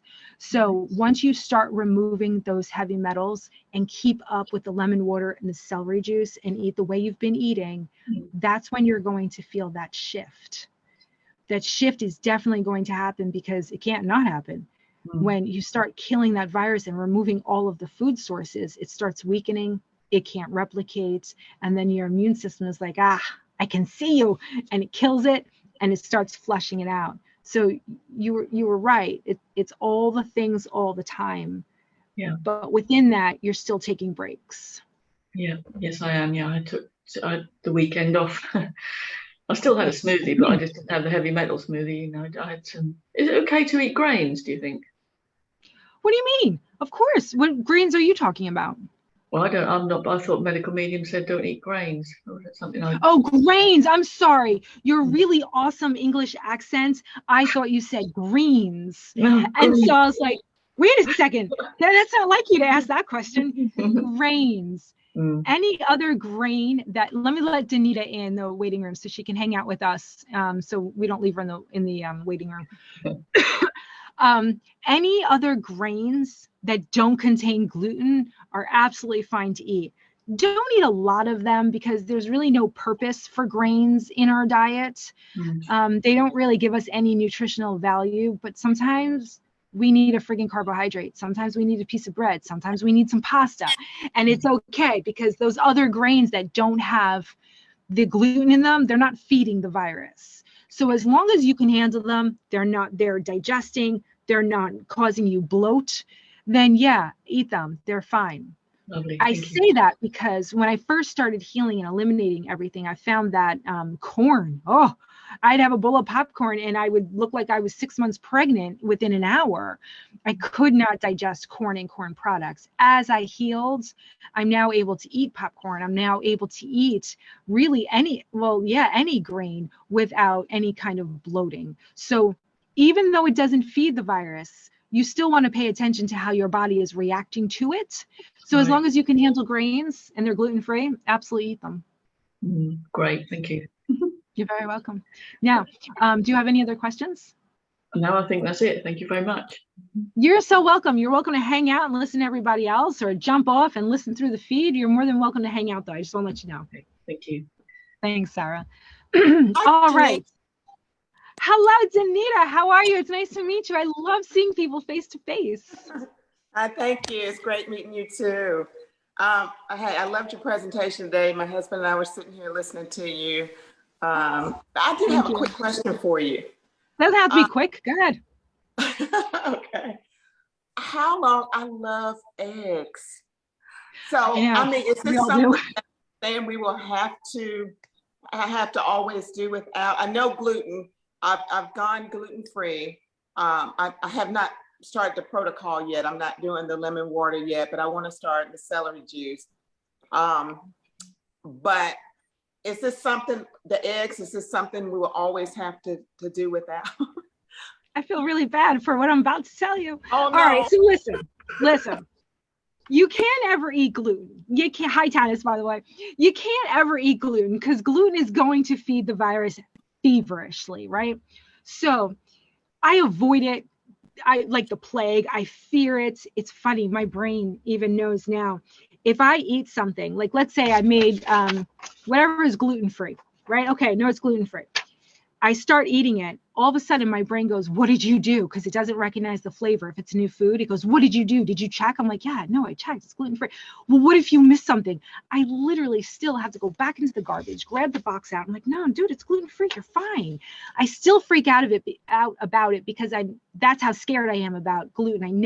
I'll never eat it again. Now, if I were to eat something that had an egg baked into it or dairy somewhere in it, I don't fear that at all because I don't get any reaction from that. It does not set you back.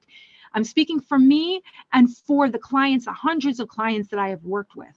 I think every virus has a preferred food. Yes, gluten, dairy, and eggs feed Epstein-Barr, but I think the Epstein-Barr virus freaking loves the gluten and doesn't really care about the eggs or the dairy all that much. Now, you're going to decide the symptoms that you have right now after doing the protocol and your symptoms are gone. I'll bet you money that you're going to be like, I don't want to eat an egg. I don't care about eggs. Who cares what I can eat and what I can't eat? I feel amazing. Or you're going to be like, all right, let me test this shit out. I really want those freaking eggs. You might do that. but know that how you think right now, dealing with all your symptoms right now, compared to how you're going to feel and think later when you are completely healed and MS is something in your past and now you're helping other people heal, you're going to think differently about food. You're going to feel differently about those eggs. You're going to be like, well, you know what? I don't care if all the chickens on the earth fell off the planet. I don't freaking care anymore. I feel amazing.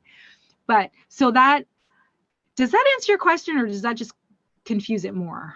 No, this is answering my questions, because so I was diagnosed the end of 2020. So December 2020. So well, it's been a little over 2 years ago. And I am real with MS. And you know, my symptoms, however, are very, I mean, they're pretty mild, but I do know, I know what you're saying. What I ended up doing, because you know how everything is out there. You know how you start reading everything, and it's like, oh my, you know, my poor husband, he was trying to do things with me. You know, we stop this. I'm like, oh, this is okay now. Oh, we'll stop this, because stuff was everywhere. So I didn't know what to do. You know, but I did see where gluten was something that they said, everyone said, no, you know, gluten. You know, I started looking at these elimination diets and that kind of. I mean, so I was kind of all over the place. But what I do notice, I did stop the gluten. I stopped dairy. So I've been doing that probably for over a year. Oh, perfect. Okay. I think, but like you said, sometimes if I go out to a restaurant, you know, you say no gluten, no dairy, but you know, you're not, you don't know. or, Exactly. or when I go out of going town. out to eat. So I messed up last April. We went and, you know, I live in Alabama. My husband's family's in Maryland area. So I just went crazy on seafood. I wasn't thinking about dairy or gluten. But you know, I get slight tingling in my fingertips, and I'll get tired sometimes, right? So my fingertips really started, you know, my whole hand started tingling. I said I probably had dairy or gluten. And so that's how I mainly can tell. You know, it's that tingling that really, goes past my fingertips into my hands. And I'm like, okay. But that's how I tell these days. It used to be I would be in bed for 2 months. I wouldn't be able to walk. I'd lose a leg. Now it's just the tingling. It's just the, I get like these little rounds, fluid filled eczema little things. And then that's my sign. I'm like, oh, yep, I ate gluten. No wonder I felt like shit for weeks.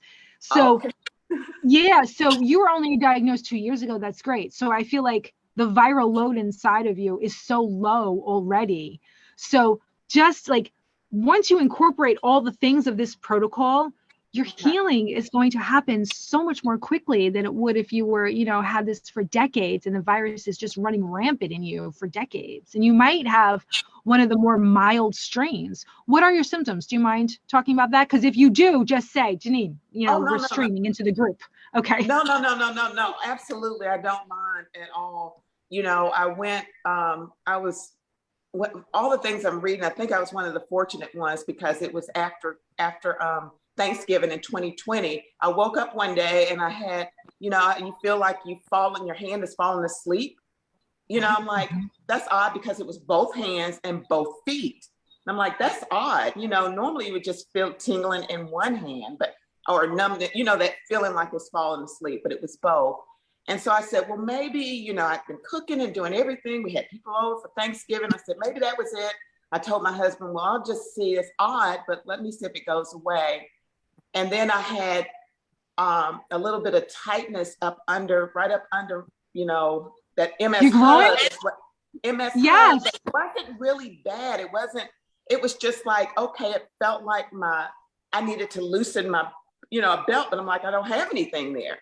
So then I went to the doctor and he sent me to a neurologist, and by December, you know, they went ahead quickly and diagnosed me, you know, so by the end of December, that's what they said I had, was the MS, which I was really surprised, even though I started trying to think back, have I really had any symptoms way before? But I don't remember any, except maybe getting really tired sometimes in the heat. And I tell my husband, I just don't feel good. So I think that had been a few months before. So now really, I was tired. They did the prednisone then, of course, to get rid of that, the tingling. But now my symptoms are basically, like I said, in the fingertips, the numbing, the tingling in the fingertips, and sometimes in the heat. Sometimes in the heat, I'll get tired. I try to exercise. We exercise, weight lift, and I'll get a little tired. So I'm really trying to be proactive, and catch things before it gets, and my goal is to not have any symptoms. I don't want anything. So that's what I'm trying to do. Well, you're in a great spot. Yeah, a lot of times, usually when I find people, they're like, I've tried everything. You're my last ditch effort. I'm like, all right, great, let's do it. So, and they've had it for like decades. And so you having it for only a couple of years, symptoms for only a couple of years, God knows how long we had the virus. I don't know if there was any, you have such a mild strain, it sounds like, because normally we come in contact in like our early years, like teenage, 20s. Did you ever have any kind of strep throat or mono, or I'm guessing no? So no, and I'll tell you, I'm 57 now, so I was diagnosed at 55. I was going to say, and you probably are what, like in your early 40s? So if you went this long, Jesus, you look great. Oh my goodness, thank you. No, you look great, you do. But no mono, never had. No, good. Yeah. Yesterday when I was talking about when people get mono. No strep throat either. Perfect.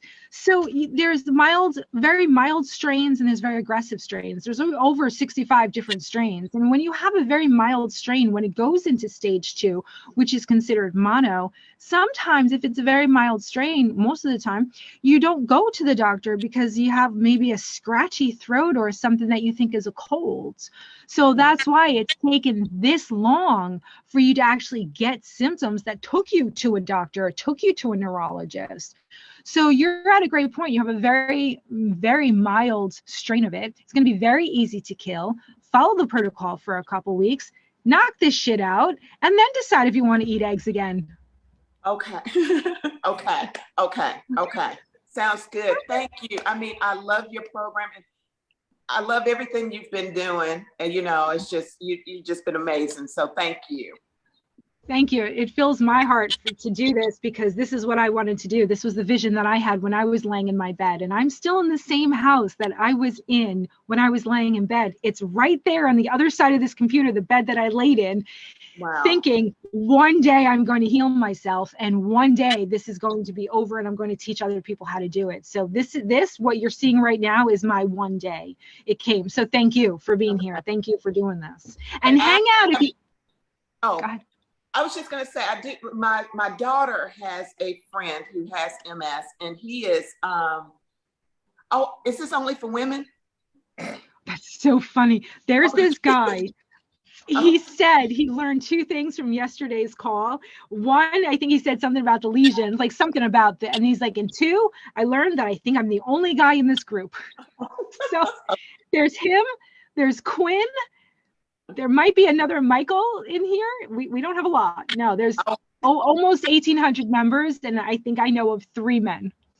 Okay, well, he's a guy, but he's wheelchair bound right now. He's just really he's in his probably late 20s, early 30s. He was diagnosed at college, and so now he's totally wheelchair bound, and he's just really depressed. My daughter has been telling me. So I really want to connect him so he can start watching, some of, going to your site and watch, because I think he would be really uplifted by hearing your story, and so I think Not just mine. Send him to the testimony page on the website. He's going to see people who were bedridden for 15 years who are walking, people who are using walkers who are walking. There's actual video of the before and afters of the clients. So please, send him there because he needs that hope right away. Once he gets that hope of maybe I can do this, then he'll reach out and he'll say, okay, Janine, let's do a consultation. But let him see first all the people that are healing. It's mindingyoursoul.com. Okay. Right. Okay. All right. Thanks again. Thank you. Danita, thank you. I will absolutely be on tomorrow. Cool. I think we have Matt tomorrow. I know we changed dates. I think he was Thursday and now he's Wednesday. So talking about mindset, I've learned over the years, it's not just the protocol. It's you need the body, the mind, and the soul to heal 100%. So we're going to talk to him tomorrow. So right now, either stay on, do whatever you want. This would be great if you want to hang out and listen to other people, or if you want to sign off, don't think that it's rude, because some people are like, what do I do? Do whatever you want to do. Okay. All right. All right, Danita, thank you. Tanis, thank you for hanging out. How are you doing? Hi, I'm great, thanks. Can you hear me? I can hear you perfectly. Okay, yeah. I'm a little disheveled. I've recently started ocean bathing in the morning. So I've had another ocean dip this morning. And I just come home to warm up. And I missed most of your talk this morning, but I'm so glad to catch you at the end of everything today. Please tell me what the temperature is outside where you are. Well, it's not very warm. It's about 6 degrees. So the air temperature is 60 degrees and you jumped in the ocean. I've heard amazing health benefits about that. I've heard amazing things. How are you liking it so far? Well, so far, I love it. And I feel after I come out, aside from being frozen, I feel so invigorated. And I actually feel like I can do anything. It's a wonderful, wonderful feeling. Yeah. Wow, I give you a lot of credit. That is amazing. I'm still building up to like turning the shower on cold before I get out. You know, they talk about doing that first. And I'm like, no, I can't do it. You're amazing. All right, you really need to keep us posted if you wouldn't mind, and let us know how that works out, because there's supposed to be some amazing mental and physical benefits to doing that. I think so. I had a question if you have a moment. I have plenty of moments. Yeah, I'm the one who kind of went full bore last spring, and it probably did too much all at once. And I'm kind of easing myself back into it now. I'm realizing I didn't have some of the correct ingredients for the heavy metal smoothie. I was using barley grass powder, not barley grass juice powder. So there's a fine little difference there. But I'm having a little bit of trouble with the ebb and flow of the celery juice and the detox smoothie. I don't think I've quite figured out how to know when to kind of back off and, you know. Okay, let me ask you some questions. Yeah. Let me let Lisa in. Let me ask you some questions. When you drink the celery juice, is there a certain number of ounces that you normally aim for? Last spring, when I did it all, I went to 16 ounces right away, all the time. Now I'm about at 10 or 11, and partly it's financial. The celery prices have gone through the roof. So I hear you. No, you do what you can do. You do what you can do, because doing a little bit is better than doing nothing at all. When you drink the celery juice, the day that you drink the celery juice, how do you feel? You know, I feel the same as if I don't drink it. I'm trying to track, but I don't really see much of a difference so far. Perfect. I didn't think that you would, because you're very healthy. So there's not going to be a bowel movement change. And because you've done this before and you've cleaned out a lot of your system, you're not going to go through those energy dips where you have to take a break and then start back up again. If you're not feeling a change in your energy, a dip in your energy on the days that you drink the celery juice, then you do not need to take any breaks. I'm so glad you asked this question and that other people are hearing it, because I didn't mention that today. I assumed, because for most people, they feel those energy dips, but for you, you're not getting any of them. Great. You don't need to take the break. The energy dips happen because, well, why do our energy dips happen? Let's say, what is chronic fatigue? Chronic fatigue is our body being exhausted 24 hours a day, 7 days a week. Anytime we feel tired, it's because our body is doing too much and we don't have the resources to give it the energy. So whether we're doing too much physically, that's causing it to run out of energy, or we're not giving it what it needs nutritionally, our bodies are going to tell us what it needs by the feeling it gives us. So if you're feeling tired, something is missing. You're doing too much or something is missing. If you're not feeling tired and you've got great energy and you're drinking the celery juice every day, there's no need to take a break from it. There's no need. That's perfect. Keep going with it. How are you doing with the heavy metal? I just started the heavy metal yesterday. I'm wondering about what if, some days I have an energy dip, like I wake up without as much energy. So I think a few of those days I've decided not to do the celery juice, but it's more because I just don't have the energy to clean the juicer or make the juice. That's how you listen to your body. Sometimes it's in the moment. Sometimes it's at the end of that day where you're like, you know what, I really did push myself today, or I didn't have the energy to push myself today. You make these decisions and they're not going to be consistent. What I'm saying is, I find that people go, okay, I'm only going to do it Monday, Tuesday, Wednesday, and then I'll take off. But you have to really analyze each day. How did I feel? We have to bring that awareness up because I'm talking about myself here. We're going. And sometimes we're just on this robotic mode and we don't have any awareness. So if you're aware every day, how do I feel? How did I do today? What did I do today? Oh, I did the celery juice and I was a little tired. All right, you know what? Tomorrow I'm taking a break. Taking the breaks is going to make us go faster. We have been conditioned, and by we, I mean me, we have been conditioned to think that taking a break is weakness and that we could always be doing more. And if we just did more, we'd get more. That's not how this works, unfortunately. This is the opposite of that. The kinder you are to your body, the more time you give to your body to heal, the faster it will heal.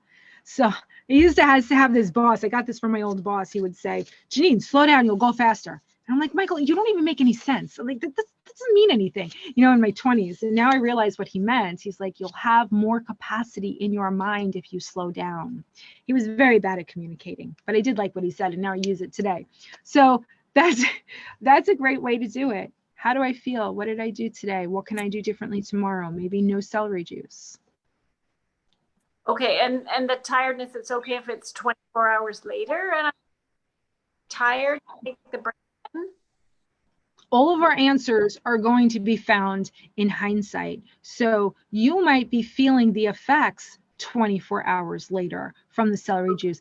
God only knows how far it has to travel to get to the virus, right? Because you've been so healthy for so long, the way you eat, that their virus is not in your gut lining. So it's all the way in your body, in your organs. So we don't know how long the celery juice is taking to get to where it needs to go to kill the Epstein-Barr virus. So you might be having 24 hours later, you might be having delayed onset fatigue from the celery juice. You don't know, but all the answers are in hindsight. So we keep testing it. But yeah, 24 hours later, that's normal. And then yes, I started back up with the smoothie yesterday. And in the past, made the smoothie and drank the whole in one day. But I've decided to break it into two, half one day and half the next day. Perfect. And everyone, I'm sorry I didn't mention this. That's another thing. The Heavy Metal Detox Smoothie makes a lot. And I usually have my shake cup here, but I don't. I make what fits in my shake cup. That's it. It's about half the recipe. But when I make half the recipe, I still use the full scoop of the green grasses, the green powders, the spirulina and the barley grass juice. So I cut everything else kind of in half, but I'm constantly increasing the spirulina and the barley grass juice powder. You decide what you want to do. Like if you want to stick to the recipe, I feel like those green powders, especially the spirulina, it could take the place of a multivitamin. It's the most nutrient dense food on the planet. So I'm always getting more and more in. So I used a bunch more spirulina in my shake in the morning. And then my vitamins, which are broken up into two. Oh, leaky gut is a whole nother thing, Danita. We're going to get to that. If you want to hang around, I'll get to that. So I use the spirulina as a replacement for my vitamin in the morning, and then I take my other multivitamin in the afternoon. Let me explain that a little bit better. The multivitamin, a good multivitamin, is going to be broken up into two doses because your body can only absorb a certain amount of vitamins at one time. So make sure that your multivitamin says to take 2, 1 in the morning, 1 in the afternoon, because the daily recommended allowance of vitamins and minerals is too much for your body to absorb at one time. So any good quality vitamin is going to break that up into 2 doses. So what I do, because the medical medium vitamins are so freaking expensive, I use the spirulina, extra spirulina, in my heavy metal detox smoothie in the morning. That's where I'm getting a lot of my vitamins. And then I'll take that 1 dose of the multivitamin at night. So that this way I'm getting everything I need, but 1 is from the spirulina, 1's from the multivitamin. Did I explain that clearly? Okay. All right, very good. Well, and that's great that you explained that, because the medical medium's recipe is for 1 day. But if we're dividing the smoothie into 2 days, I should double up with the powders for sure. Right. Yeah, I think that's good, because, and you're right, the barley grass, you made a good point. There's so many things, and this is why groups work so well, because there's no way I could remember all the details of everything. So that was a great point you brought up. Barley grass powder is a thing that you can buy, but it's different than the barley grass juice powder that the medical medium recommends. Barley grass itself, first of all, it's a scary name because it says barley and we're like, okay, there's gluten in barley, but it's actually the grass of the plant that grows the grain. It's the grain that has the gluten. The grass itself, no. So they pick the grass and they take the grass, and that one product powders the grass, and then that's what you consume. That's what we don't want. The one that we do want is when they take the grass, they juice it to remove all that cellulose, all the fiber. They remove all of that. They turn that into a powder, and that's the barley grass juice powder. So thank you for bringing that up so we can explain that to everyone. Cool. All right. Did you have any other questions? I don't, but I'm thinking, oh, maybe that could be my missing link. I was doing that wrong. So. And that's why it took me 7 years without any resources to figure out all the little pieces, because everyone's so different. Everyone is different, and everyone requires another little piece. So you're right. It's just about learning all the little pieces that we need, putting them all together, and then figuring out how to do it all and have our lifestyle evolve into this. It is an evolution. It's not something to be done quickly. Yes. Yeah. Well, Janine, thank you again. Thank you so much. I'll look forward to seeing you on our next call when we're scheduled. But so appreciate everything you do. I'm so glad you jumped on here, Tanis. Thank you. And either stay on or pop off, whatever you want to do. It's up to you. Thank you very much. All right, who came on next? It was Tracy, actually. Tracy, how are you? No, Tracy is in the waiting room. Tracy, I'm going to let in. Tracy and I do marketing together, and we had a marketing meeting at 1:30, and this is the same Zoom link that I use for everything. So I'm just going to send her a message. Hold on 1 second. But while I'm doing that, Nancy, if you want to put your camera on, let's see, Tracy. All right, still on the call. Hold on 1 second. Can we do later? Okay. All right. So Danita, you had a question about the leaky gut, and that is a very interesting topic, but I want to see if Nancy wants to jump on, but her video's off. All right. Maybe she'll come on later. Maybe she left the room. All right. So leaky gut, that is a big, okay, perfect. Tracy said yes. That is a big thing, because for me, I always thought I had leaky gut. Before I discovered the medical medium, I was always coming up with my own theories of what was going on in my body. And I thought that it was the leaky gut, and that the gluten that I was eating was getting through my gut, because your gut lining is supposed to be nice and tight like this. And leaky gut was explained to me to your gut lining is like this. So I thought partially digested or undigested bits of food were getting through these holes and getting into my bloodstream where the immune system would see it and attack it. That was my early theory of what was going on with all of these symptoms, until finally the medical medium came out and was like, yeah, no, you're wrong. So leaky gut is not actually as common as they've led us on to believe, according to the medical medium. He's saying that leaky gut is like one of those theories, kind of like the lectin theory. Oh, don't eat nightshades because they have lectins in them, when really all fruits and vegetables have lectins in them, and we've been eating them for years and we're perfectly fine, and they're necessary for our health. Leaky gut was one of those theories, but it's not very common at all. There is something that's going on inside the body that is leading the medical industry to believe that the gut is leaking. And what is happening is, it's a lot to explain. And hold on. So when we're very sick as a young person and we go through rounds and rounds of antibiotics, the antibiotics rush through our system, killing everything.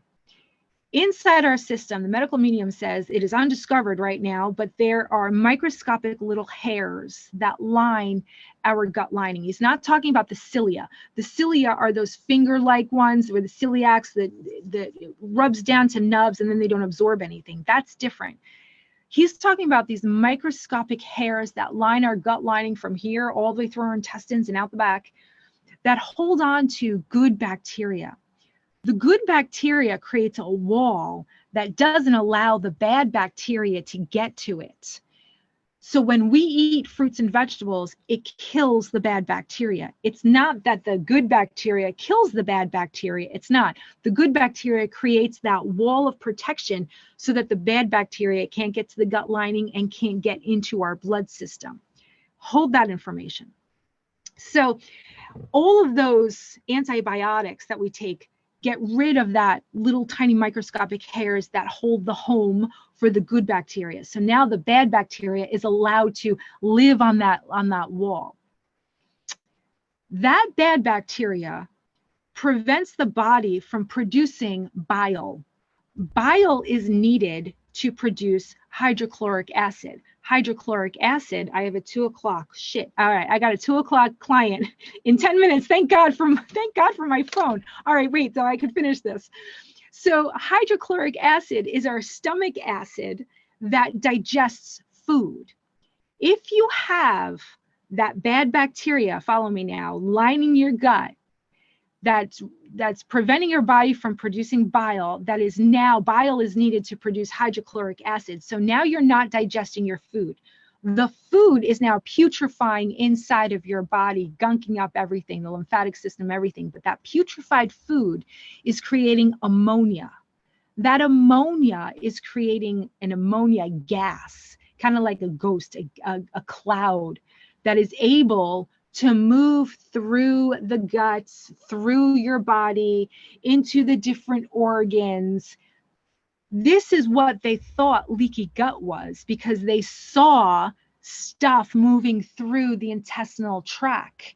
What they didn't see, because it was just MRIs and the imaging that we have available to us in science today, it's actually a ball of ammonia gases that is setting off an immune response throughout the body, because now your immune system is going, what the hell is that? Get on the attack.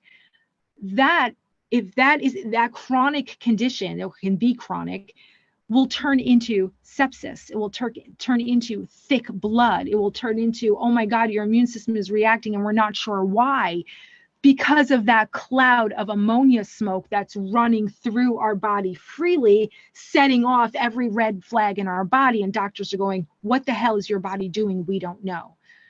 So that is the leaky gut explanation from the medical medium. I'm practicing explaining that because it's a lot. I can picture it in my head, but explaining it so that I can portray the picture is something else. So, okay. Danita, how did I do? Yes, you did. Okay. Because I thought, well, maybe this detox. So the detox, I guess you're going to send that out today, the detox smoothie, or?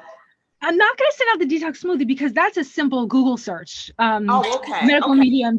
I'm going to send out the celery, the lemon water, the celery juice, and those, all of that.